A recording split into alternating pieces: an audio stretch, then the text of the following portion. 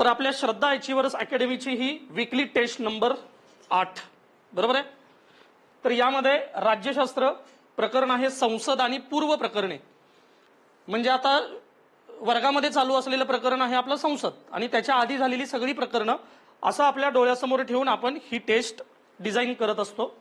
खास करून या टेस्टमध्ये आपण संसद आणि संसदीय प्रणाली याच्याशी संबंधितच अधिक प्रश्न तुम्हाला दिले होते। पहा, पहिला प्रश्न दिलेला आहे, तहकुबी कोणत्या कारणाने होऊ शकते।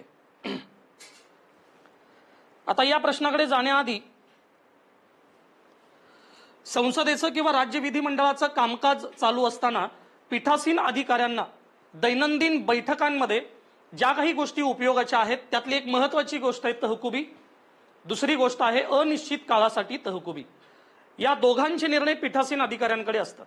ठीक आहे, तर अधिवेशनामध्ये एकूण 4 प्रकारचे निर्णय घेतले जातात। पहिला आहे तहकुबी, ज्याला म्हणतो आपण बैठक संपल्याची घोषणा। दुसरा आहे अनिश्चित काळासाठी तहकुबी, ती सुद्धा असते बैठक संपल्याची घोषणा। तिसरं असतं सत्र समाप्ती, त्याला म्हणतो आपण अधिवेशन संपल्याची घोषणा। आणि यामध्ये चौथा एक मुद्दा येतो, त्याला म्हणतो आपण लोकसभेचं विसर्जन। लोकसभेचं विसर्जन सुद्धा अधिवेशनामध्ये होतं, पण ते अधिवेशन लोकसभेच्या कालावधीतील सर्वात शेवटचं अधिवेशन असतं। शेवटच्या अधिवेशनामध्ये सत्र समाप्ती न होता थेट काय होतं, लोकसभेचं विसर्जन। आता इथं प्रश्नामध्ये काय दिलंय, तहकुबी। तहकुबी या शब्दाचा अर्थ काय आहे, तहकुबी म्हणजे बैठक संपल्याची घोषणा। आता तहकुबी करण्याचा अधिकार कोणाला आहे, हा पीठासीन अधिकाऱ्यांना आहे। मग पीठासीन अधिकारी बैठक कोणकोणत्या कारणाने तहकूब करू शकतात, असा हा प्रश्नाचा आशय आहे। पहिलं दिलंय दिवसभराचे कामकाज पूर्ण झाल्यास, बरोबर आहे।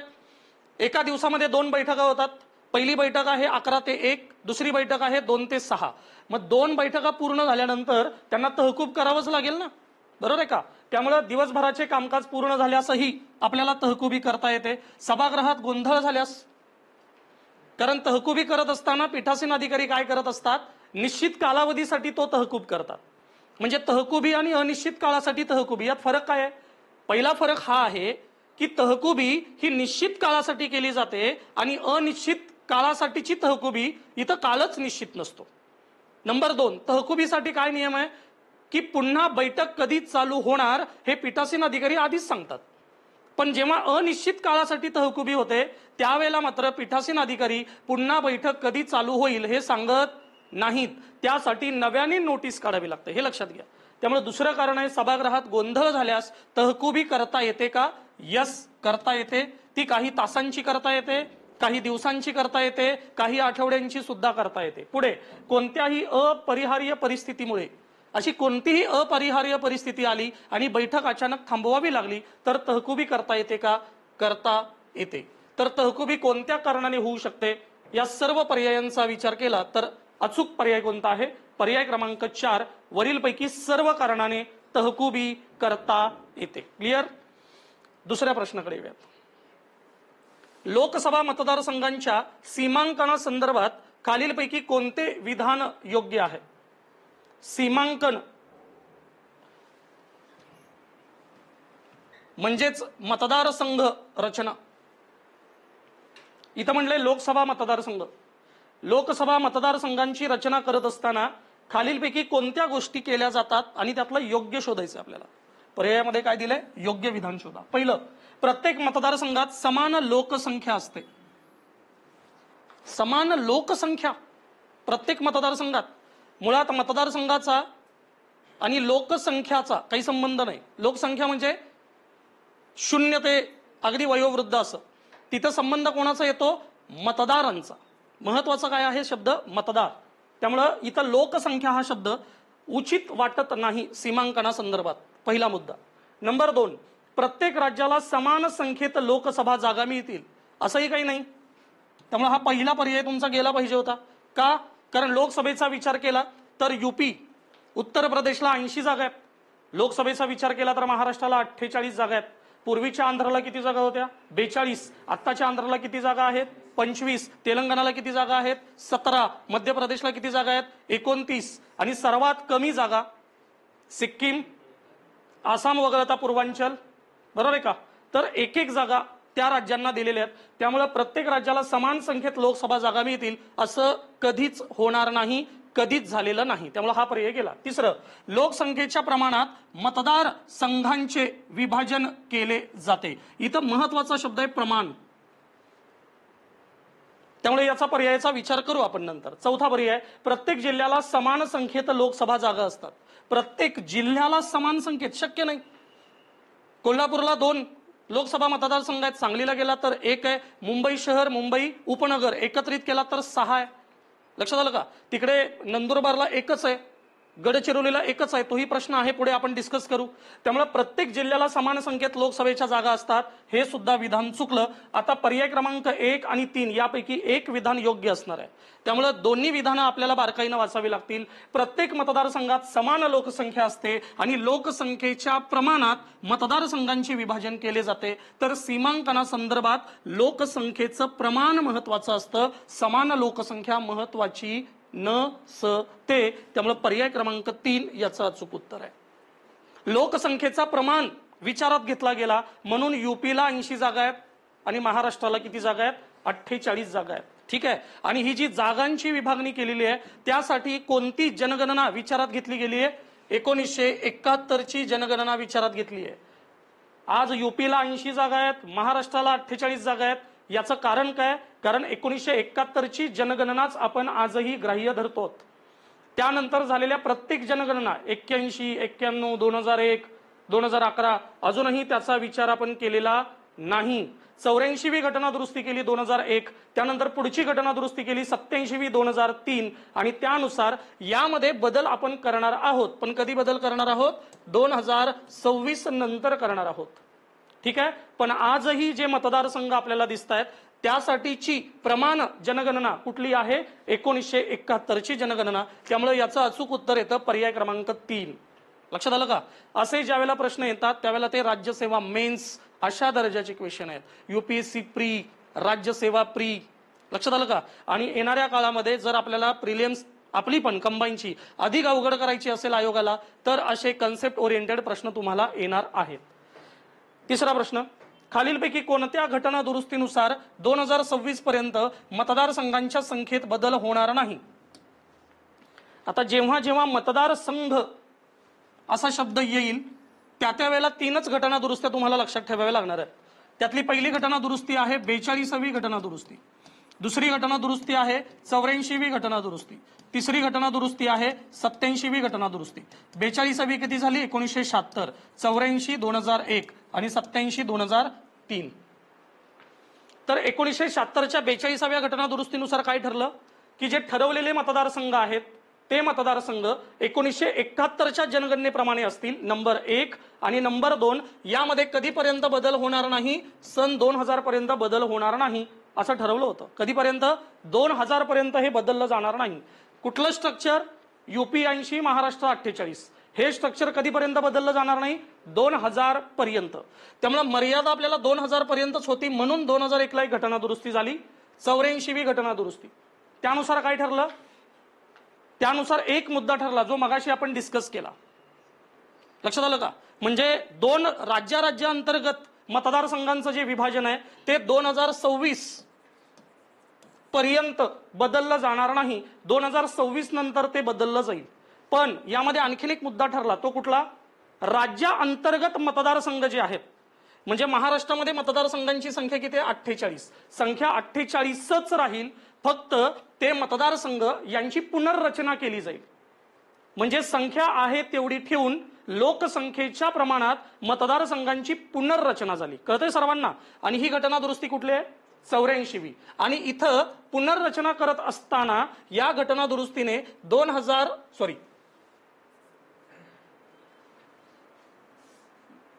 1991 ची जनगणना गृहीत धरा असं या घटना दुरुस्तीनं मानण्यात आलं. म्हणजे तुम्हाला जर या 48 मतदारसंघांची पुनर्रचना करायची असेल तर जनगणना कुठली विचारात घ्या? 91 ची.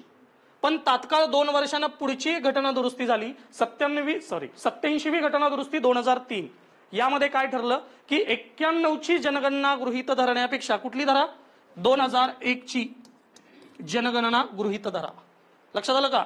त्यामुळे 2001 ची जनगणना गृहीत धरून 2009च्या आपल्या इलेक्शन झालेल्या आहेत लोकसभा आणि विधानसभेच्या. 2008 मध्ये आपल्या राज्यातील मतदारसंघांची पुनर्रचना झाली, लोकसभेची पण आणि विधानसभेची पण. ओके, आणि या दोन्हीमध्ये एक मुद्दा कॉमन राहिला, तो काय आहे?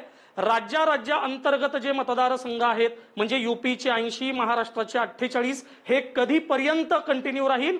2026 पर्यंत कंटिन्यू राहील. ओके, म्हणजे यासाठी 84 आणि 87वी घटना दुरुस्ती झालेली आहे. पर्यायात काय दिलेलं आहे? पर्यायात दिलेलं आहे 84वी घटना दुरुस्ती. त्यामुळे इथं योग्य विधान कुठलं आहे? 84वी घटना दुरुस्ती. मग बाकीच्या घटना दुरुस्त्यांचा काय रेफरन्स आहे का आपल्याला? आहे. 42वी घटना दुरुस्ती आपण बऱ्याच टेस्टमध्ये याबद्दल डिस्कस केलंय, मिनी कॉन्स्टिट्यूशन आपण याला म्हणतो. 91वी घटना दुरुस्ती 2003 मध्ये झालेली आहे.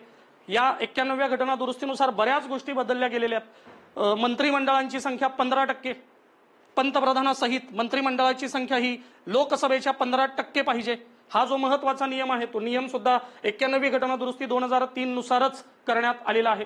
जर एखादा सदस्य लोकसभा राज्यसभेचा सदस्य म्हणून अपात्र झाला तर तो मंत्री म्हणून सुद्धा अपात्र होऊ शकतो. हा सुद्धा निर्णय 91व्या घटना दुरुस्तीनुसारच घेण्यात आलेला आहे. आणि पुढची आहे 101वी घटना दुरुस्ती, जी की अलीकडची घटना दुरुस्ती आहे आणि ती अत्यंत चर्चेतील आणि भारताचं वित्तीय धोरण क्रांतिकारीरित्या बदलणारी घटना दुरुस्ती आहे, कारण ती जीएसटी साठी आहे.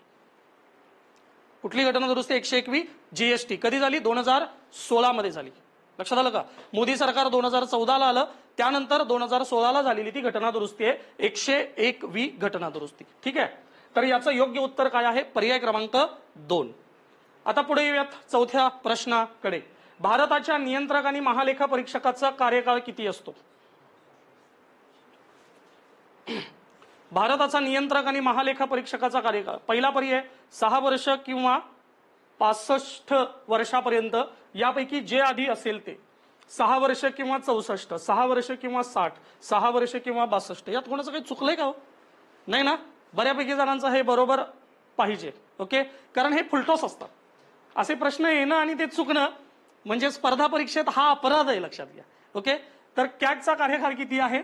6 वर्ष किंवा 65 वर्ष. लक्षात आलं का? 64, 60 नाही. काहींचा कार्यकाळ आहे 6 वर्ष किंवा 62, पण अजून ते टॉपिक आलेले नाही. ठीक आहे, ज्यांनी कोणी पर्याय क्रमांक 4 निवडलाय त्यांची दूरदृष्टी अफाट आहे. ठीक आहे, पर्याय क्रमांक 1. ठीक आहे, 5वा प्रश्न. खालीलपैकी कोणत्या वर्षी शेवटचे परिसीमन आयोग स्थापन करण्यात आले? आतापर्यंत जर विचार केला तर एकूण 4 कायदे झालेले आहेत परिसीमना संदर्भात. किती कायदे? 4. पहिला कायदा कधी झालाय? 1952. दुसरा कायदा 1962. तिसरा कायदा 1972 आणि चौथा कायदा 2002. 2002 नंतर परिसीमनाच्या संदर्भात कुठलाही कायदा झाला नाही. कायदा झाला की त्यानंतर आयोग येतो. ठीक आहे, तर 2002 मध्ये मतदारसंघ परिसीमन आयोग जो स्थापन झाला त्याचे अध्यक्ष कोण आहेत? न्यायमूर्ती कुलदीप सिंह. लक्षात आलं का? आणि त्या आयोगाने दिलेल्या निर्णयानुसार 2008 मध्ये मतदारसंघ पुनर्रचना झाली आणि 2009 ची जी इलेक्शन झाली आहे महाराष्ट्रातली लोकसभा आणि 2009 ची जी विधानसभा इलेक्शन झालेली आहे ती या 2002च्या आयोगाच्या शिफारशीने जो बदल झाला त्यानुसार झालेली आहे. मग शेवटचं कुठलं आहे? 2002. लक्षात आलं? बाकीचे 2008, 2014 आणि 2019 हे तीनही पर्याय या प्रश्नाच्या संदर्भात काहीच उपयोगाचे नाही. ओके, शेवटचा परिसीमन आयोग 2002. तुमच्यासाठी अपडेट आतापर्यंत किती आलेले आहेत? 4. ओके, पहिले जे 3 आहेत तेही तुम्हाला लक्षात ठेवावे लागतील. क्लिअर आहे? ओके, पुढे. लोकसभा अध्यक्ष कोणत्या परिस्थितीत पदावरून काढले जाऊ शकतात? पहिलं, राष्ट्रपतीने आदेश दिल्यास लोकसभेच्या अध्यक्षांना पदावरून दूर केलं जातं. पंतप्रधानाने शिफारस केल्यास लोकसभेच्या अध्यक्षांना पदावरून दूर केलं जातं. लोकसभेत बहुमताने ठराव संमत झाल्यास लोकसभेच्या अध्यक्षांना पदावरून दूर केलं जातं. का सर्वोच्च न्यायालयाच्या आदेशाने? ठीक आहे, ज्यांचा अभ्यास नाही ते पहिला पर्याय देतील, ज्यांचा खूप चांगला अभ्यास आहे ते दुसरा पर्याय देतील, ज्यांचा अभ्यास नाही पण गोल करायचा ते चौथा पर्याय देतील.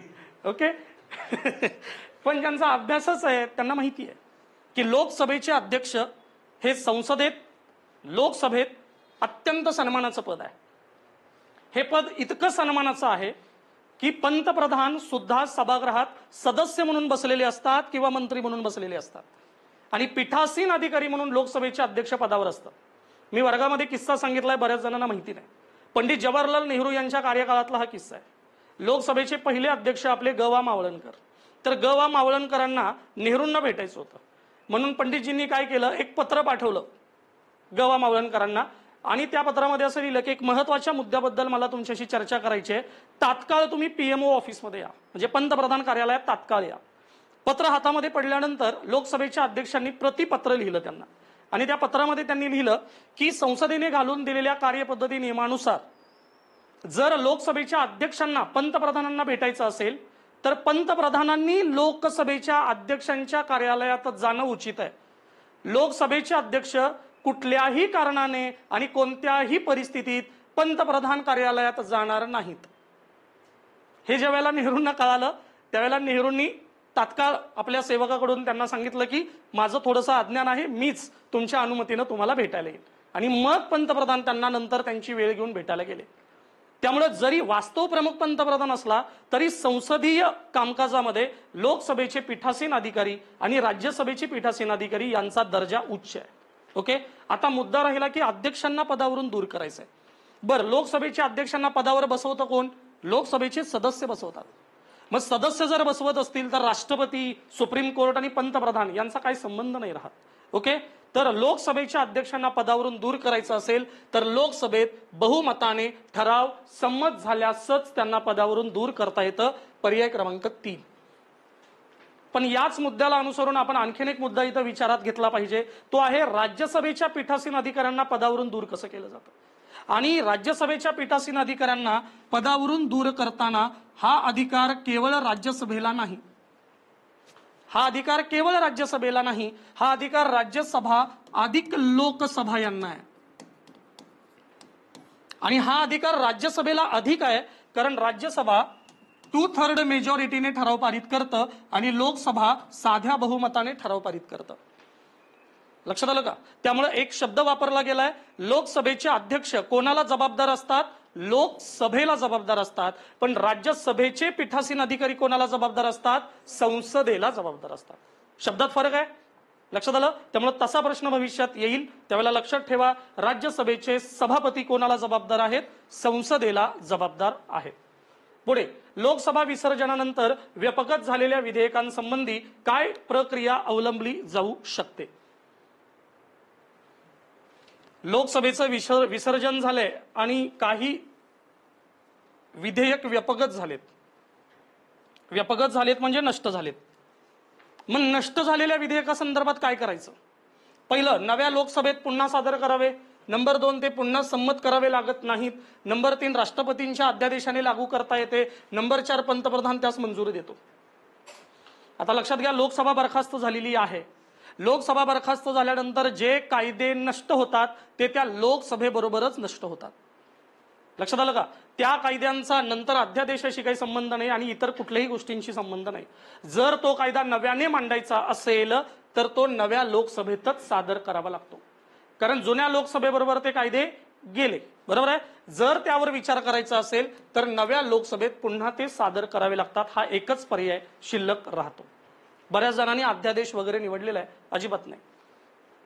लक्षात आलं का? कारण लोकसभा प्रोसेसमध्येच ते नष्ट झालंय ना, त्यामुळे नवीन लोकसभेत ते पुन्हा सादर करावे लागतात. पुढे, लोकसभेच्या विसर्जनानंतर व्यपगत होणारी विधेयके ही लोकसभेच्या संदर्भात असतात. 2 मुद्दे आहेत त्यामध्ये. पहिला मुद्दा, लोकसभेत पहिल्यांदा मांडलेलं विधेयक व्यपगत होणार आहे.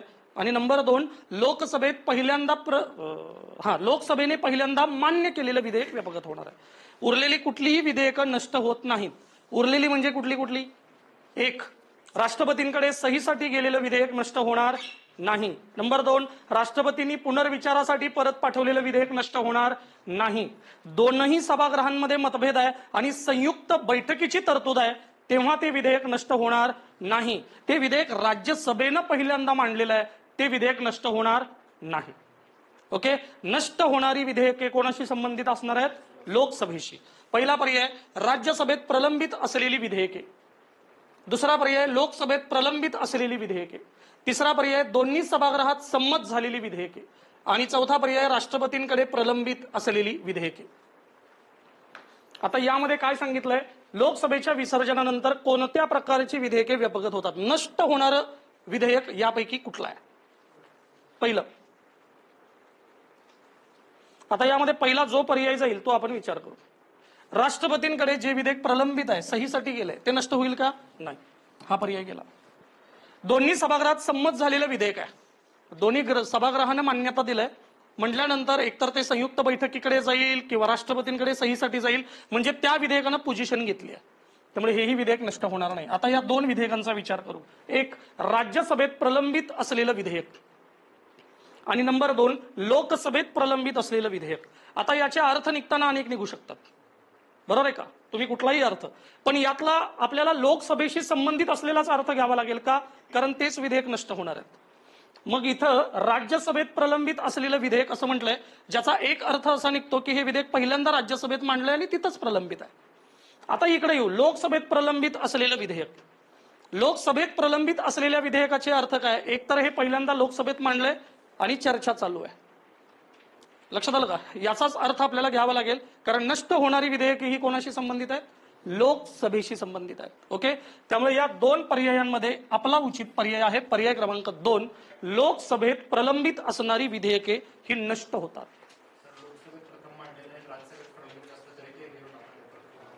लोकसभेत पहिल्यांदा मांडले, राज्यसभेत प्रलंबित आहे, तरीही व्यपगत. मी तुम्हाला काय म्हटलं की तसे अर्थ याचे निघतात, पण आपल्याला कुठला अर्थ घ्यायला पाहिजे, लोकसभेशी संबंधित, त्यामुळे आपल्याला पर्याय क्रमांक 2च निवडावा लागेल. कारण इथे एक आहे ना उचित, हे जर काहीतरी वेगळं असतं तर तुम्ही पर्याय क्रमांक 1 निवडू शकला असता. इथं तुमच्याकडे 2च पर्याय आहेत म्हटल्यानंतर या दोन्हीतला योग्य पर्याय आहे पर्याय क्रमांक 2. प्रश्न क्रमांक 9, लोकसभेच्या मतदारसंघाच्या समरूपतेसंदर्भात कोणता घटनेतील अनुच्छेद लागू आहे. पहिला पर्याय आहे कलम 81. कलम 81 आपल्या संसदीय यंत्रणेतील कलम 79 संसद, 80 राज्यसभा आणि कलम 81 लोकसभा. कलम 81 मध्ये दिलेले लोकसभा. कलम 82 नुसार असं म्हटलेलं आहे की दर जनगणनेनंतर मतदारसंघांची समरूपता केली जाईल, प्रत्येक जनगणनेनंतर. त्याची तरतूद आहे कलम 82 मध्ये. कलम 83 काय माहितीये, कालावधी, संसद सभागृहाचा कालावधी. आणि कलम 84, कलम 84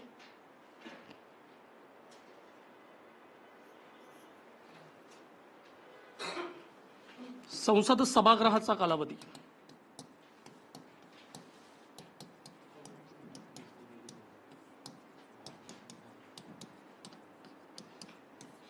आणि कलम 84 मध्ये दिले संसद सदस्यांची अर्हता.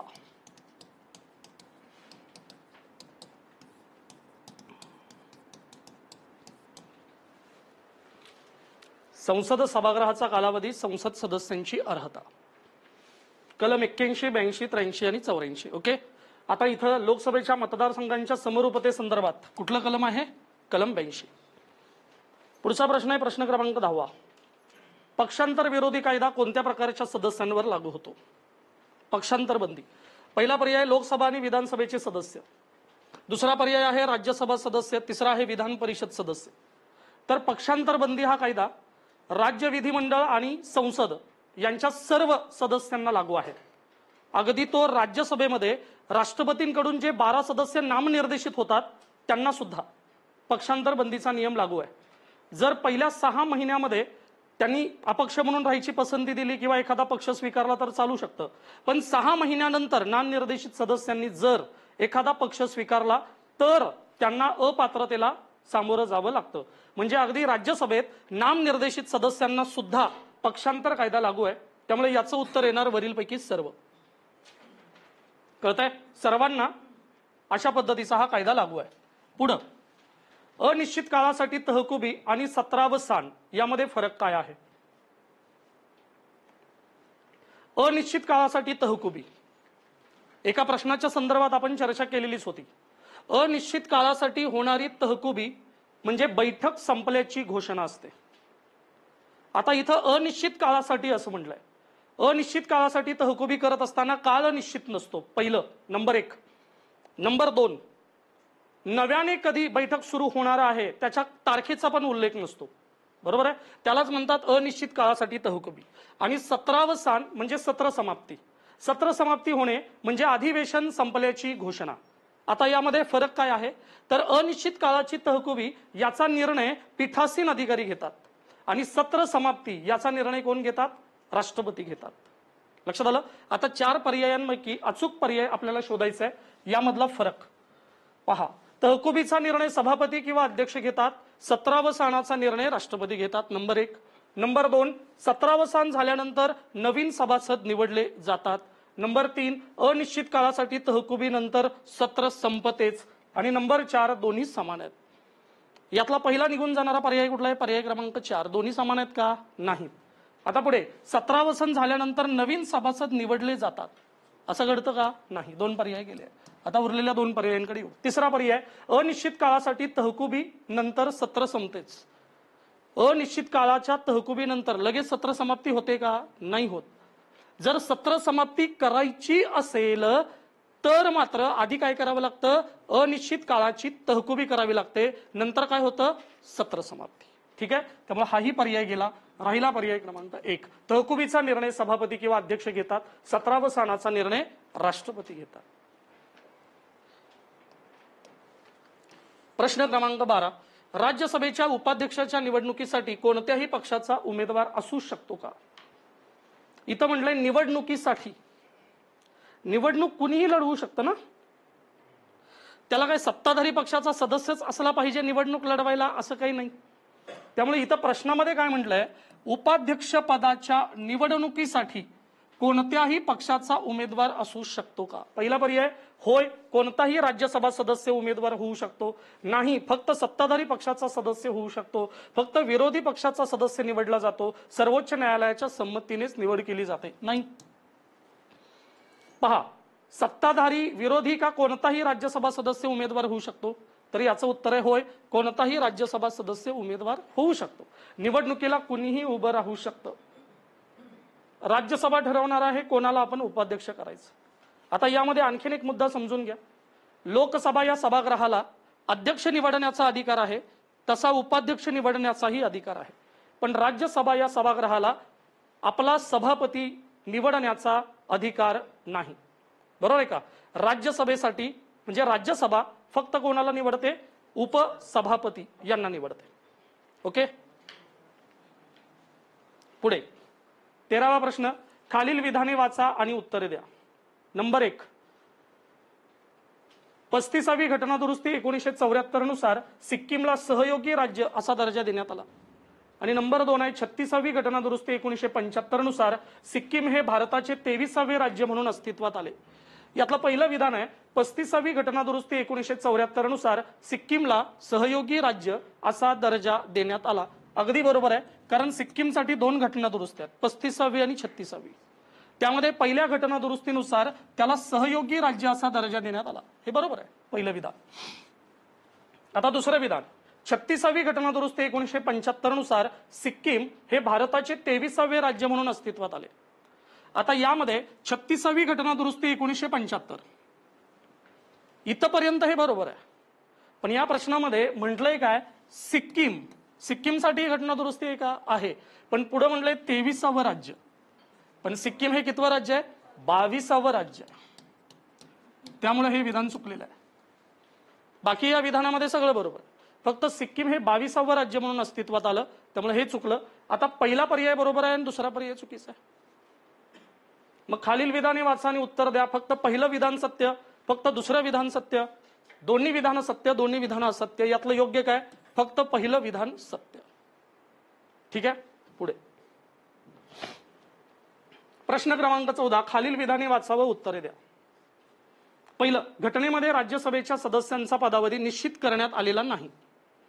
नंबर 2, घटनेमध्ये राज्यसभेच्या सदस्यांचा पदावधी निश्चित करण्यात आलेला आहे. आता आहे आणि नाही यात कन्फर्म माहिती पाहिजे. फक्त पहिला पर्याय काय दिलाय, घटनेमध्ये राज्यसभेच्या सदस्यांचा पदावधी निश्चित करण्यात आलेला नाही. हे विधान बरोबर आहे, कारण निश्चित नाहीये घटनेमध्ये. आणि घटनेनं हा अधिकार कोणाला दिलाय, संसदेला दिलाय. राज्यसभेच्या सदस्यांचा कालावधी निश्चित करण्याचा अधिकार हा संसदेला देण्यात आला। यानुसार संसदेने एक कायदा केला, कायदा आहे 1951चा कायदा, 1951चा कायदा। आणि या कायद्यानुसार राज्यसभेच्या सदस्यांचा कालावधी किती निवडण्यात आला? 6 वर्ष असं ठरवण्यात आलं। त्यामुळे पहिलं विधान बरोबर आहे। आणि दुसरं विधान दिले घटनेमध्ये पदावधी निश्चित करण्यात आलेलं आहे, हे विधान चुकीचं आहे। मग यातलं योग्य कोणतं आहे? पहिलं विधान योग्य, पर्याय क्रमांक 1। प्रश्न क्रमांक 15, खालील विधाने वाचा आणि उत्तरे द्या। त्यातलं पहिलं, पीठासीन अधिकाऱ्यांनी दिलेल्या पक्षांतराच्या निर्णयास न्यायिक पुनर्विलोकनाचं तत्व लागू आहे। आणि नंबर 2, पीठासीन अधिकाऱ्यांनी दिलेल्या पक्षांतराच्या निर्णयास न्यायिक पुनर्विलोकनाचे तत्व लागू नाही। इथं सुद्धा उत्तर होय आणि नाही याच्यामध्ये ठरणार आहे। पक्षांतराचा जो निर्णय झाला, पक्षांतराचा जो कायदा झाला अपात्रतेचा, त्याची घटना दुरुस्ती आहे 52वी घटना दुरुस्ती, ती झाली 1985। तर या संदर्भामध्ये 1991-92 मध्ये सुप्रीम कोर्टामध्ये खटला गेला आणि 1992 मध्ये सुप्रीम कोर्टाने महत्त्वाचा निर्णय दिला की पक्षांतर जर पीठासीन अधिकाऱ्यांनी पक्षांतराचा निर्णय घेतला असेल एखाद्या सदस्याच्या बाबतीत, तर तो सदस्य न्याय मागण्यासाठी न्यायालयात येऊ शकतो। म्हणजे पक्षांतर हे न्यायप्रविष्ट आहे असा निर्णय 1992 मध्ये सुप्रीम कोर्टाने घेतलेला आहे। त्यामुळे यातलं पहिलं विधान, पीठासीन अधिकाऱ्यांनी दिलेल्या पक्षांतराच्या निर्णयास न्यायिक पुनर्विलोकनाचं तत्व लागू आहे का? आहे। त्यामुळे दुसरं विधान हे आहे हे चुकीचं आहे, पहिलं विधान बरोबर आहे। त्यामुळे पहिलं विधान योग्य हे याचं अचूक उत्तर असणार आहे।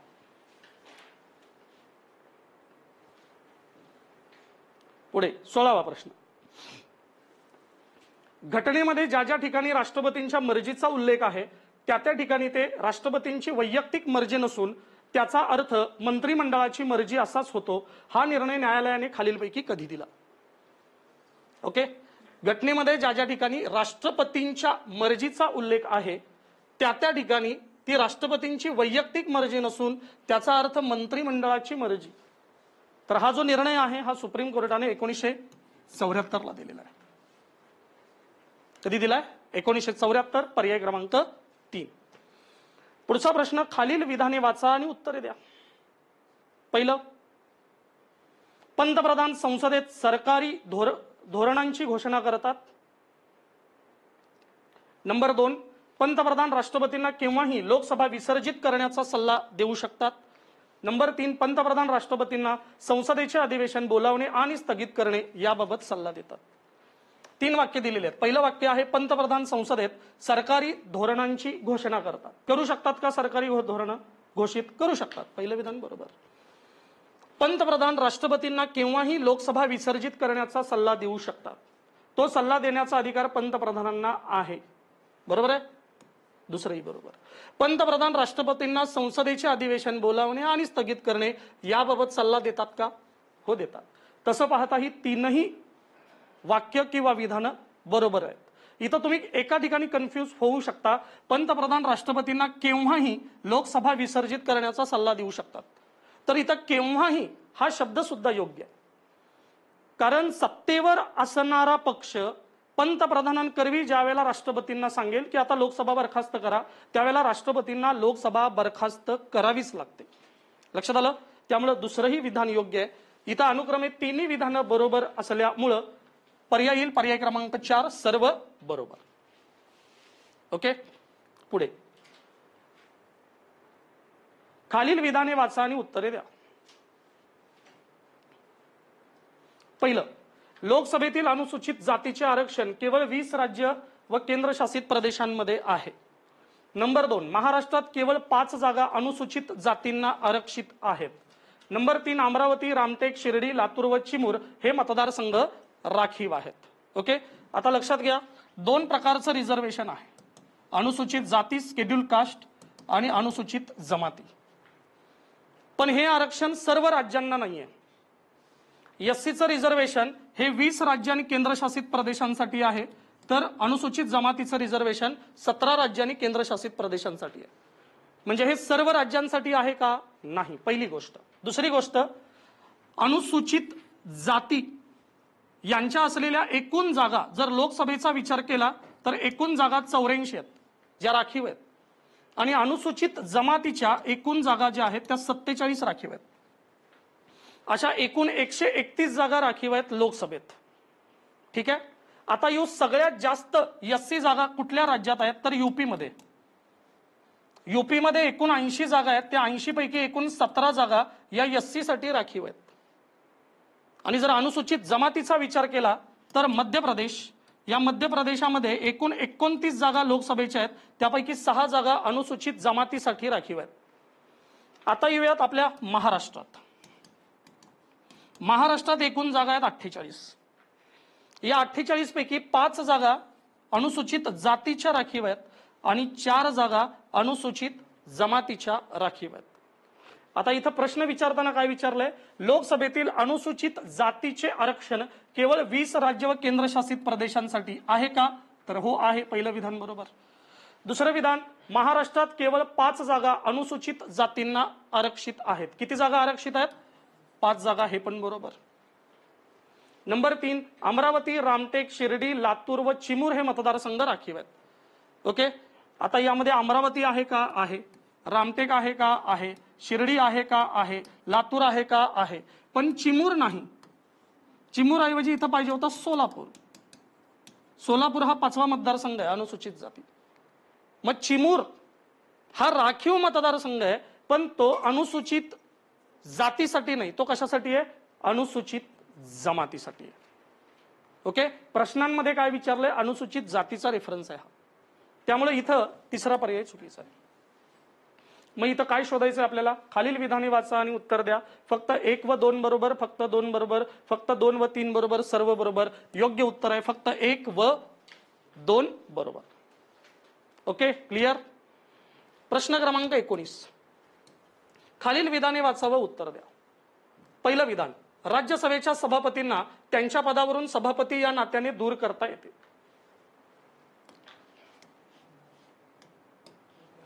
राज्यसभेच्या सभापतींना त्यांच्या पदावरून सभापती या नात्याने दूर करता येते. सभापती या नात्याने त्यांना दूर करता येतं का? नाही करता येत. त्यांना दूर करण्यासाठी कुठल्या पदावर दूर करावं लागेल? उपराष्ट्रपती. सभापती म्हणून त्यांना दूर करता येणार नाही. लोकसभेच्या अध्यक्षांना त्यांच्या पदावरून अध्यक्ष या नात्याने दूर करता येतं का? येतं. राज्यसभेचे पीठासीन अधिकारी या नात्याने राज्यसभेच्या सभापतींचे अधिकार व कार्य लोकसभेच्या अध्यक्षांप्रमाणेच असतात का? असतात. दुसरं विधान आणि तिसरं विधान बरोबर आहे, पण पहिलं विधान जे आहे, राज्यसभेच्या सभापतींना त्यांच्या पदावरून सभापती या नात्याने दूर करता येते. सभापती या नात्यानं दूर करता येत नाही. त्यांना दूर करता येतं केवळ आणि केवळ उपराष्ट्रपती या पदावरून. आणि या पदावरून दूर करत असताना राज्यसभा आणि लोकसभा दोनही सभागृहाला अधिकार आहेत. राज्यसभा 2/3 आणि लोकसभा साधे बहुमत. लक्षात आलं? त्यामुळे पहिलं जे विधान आहे ते पहिलं विधान चुकलेलं आहे. आपल्याला काय करायचं आहे? योग्य विधान सांगितलंय फक्त 1, 2 बरोबर, 1, 2, 3 बरोबर, 2, 3 बरोबर, 2, 3 बरोबर, पर्याय क्रमांक 3. Okay, clear. आता पुढचा प्रश्न, राज्यसभेत सरकारी पक्षाचे चीफ व्हीप म्हणून कोण काम करतात? लोकसभा असू दे किंवा राज्यसभा असू दे, यामध्ये एखाद्या पक्षाचा व्हीप असू शकतो किंवा पक्ष जर मोठा असेल तर त्यांचे व्हीप्स असू शकतात आणि यांच्यावर नियंत्रण ठेवण्यासाठी चीफ व्हीप असतो. चीफ व्हीप म्हणजे या व्हीपचा प्रमुख. आता या व्हीपचं काम काय असतं? तर सभागृहामध्ये आपल्या पक्षाचे जे सदस्य आहेत त्यांच्यावर नियंत्रण ठेवणं, हे काम असतं त्या व्हीपचं. आता हे झालं रेग्युलर पक्षांचं. सरकारी पक्षांचे सुद्धा चीफ व्हीप असतात.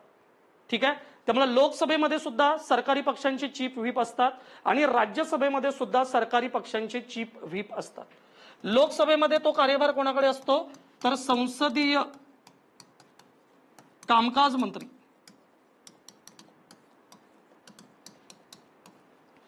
संसदीय कामकाज मंत्री हे लोकसभेतले चीफ व्हीप असतात आणि राज्यसभेतले कोण असतात? संसदीय कामकाज राज्यमंत्री. लोकसभेमध्ये असतात संसदीय कामकाज मंत्री आणि राज्यसभेत असतात संसदीय कामकाज राज्यमंत्री. ठीक आहे, मंत्रिमंडळातला जो या पदाचा राज्यमंत्री असतो तो असतो राज्यसभेत. प्रश्न काय विचारलाय? राज्यसभेत सरकारी पक्षाचे चीफ व्हीप म्हणून कोण काम करतं? पहिलं दिलंय संसदीय राजकीय मंत्री, या मंत्र्यांचा तर काही संबंधच नाही. दुसरं दिलंय संसदीय कार्यपद्धती विषयक राज्यमंत्री, असं पदच अस्तित्वात नाही, त्यामुळे हेही गेलं. तिसरं दिलंय पंतप्रधान, असण्याची शक्यताच नाही, कारण इथं राज्यसभा म्हटलंय. लक्षात आलं का? आणि पर्याय क्रमांक 4 आहे यापैकी नाही. मग कुठला पर्याय येईल? पर्याय क्रमांक 4 यापैकी नाही.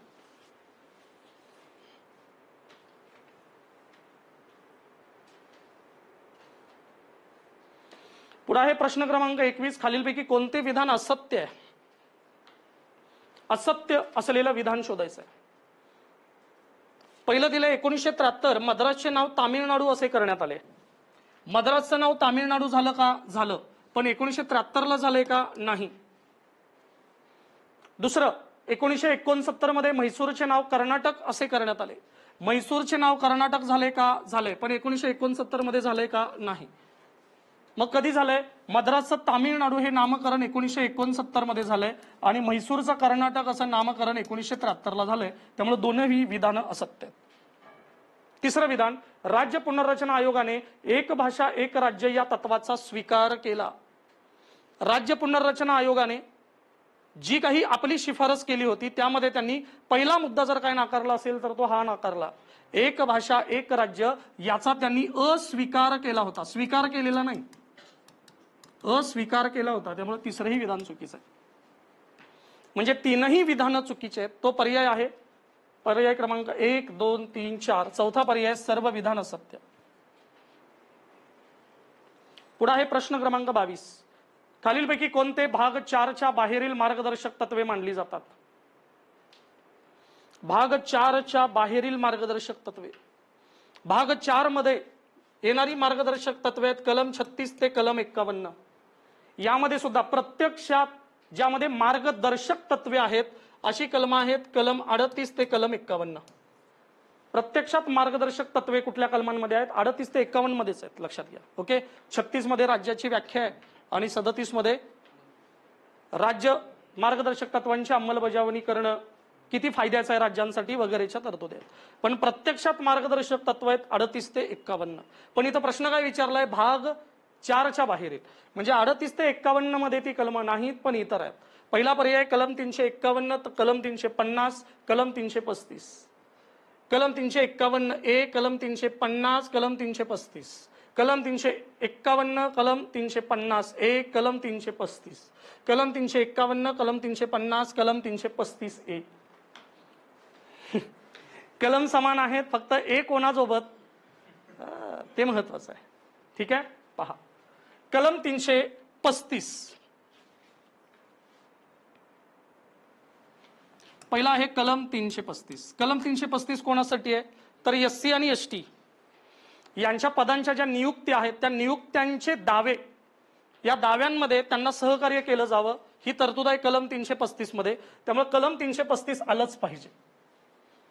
नंबर 2 आहे कलम 350A.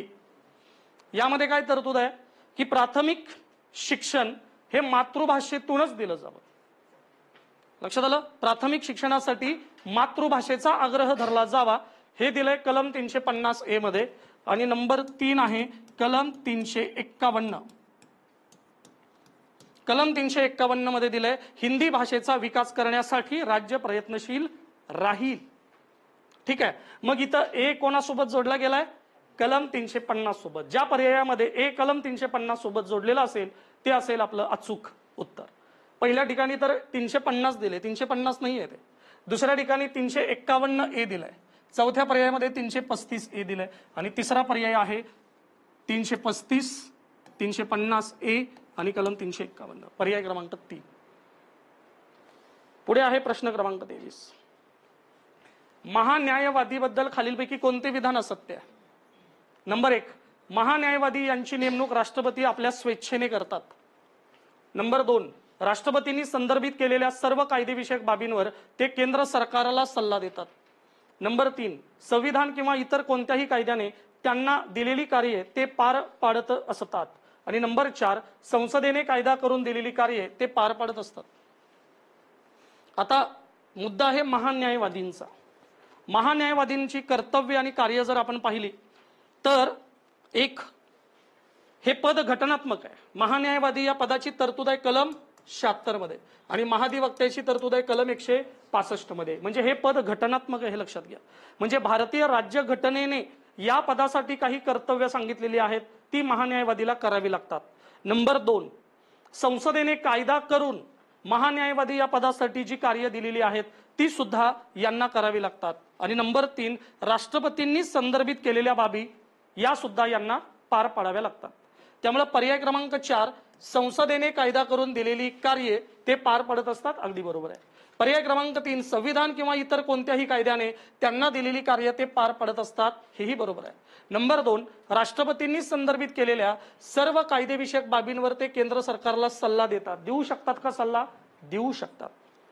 सल्ला सुद्धा ते देऊ शकतात. त्यामुळे हेही बरोबर आहे. अडचण आहे पहिल्या विधानात. काय अडचण आहे? अगदी बरोबर. महान्यायवादी यांची नेमणूक राष्ट्रपती करतात का? करतात. पण आपल्या स्वेच्छेने करतात का? नाही करत. त्यामुळे इथं चुकीचा पर्याय कुठला आहे? पर्याय क्रमांक 1, आणि जो आपल्याला ऑलरेडी निवडायचा पण आहे. त्यामुळे या प्रश्नाचं योग्य पर्याय, योग्य काय येईल? पर्याय क्रमांक 1. आणि यामध्ये चुकलेलं काय आहे? स्वेच्छा. मग महान्यायवादी हे जे पद आहे, हे पद राष्ट्रपती नेमतात का? तर नेमतात. पण कोणाच्या सल्ल्याने नेमतात? पंतप्रधान आणि मंत्रिमंडळाच्या सल्ल्याने नेमतात. त्यामुळे इथं येणारं विधान आहे पर्याय क्रमांक 1. ठीक आहे.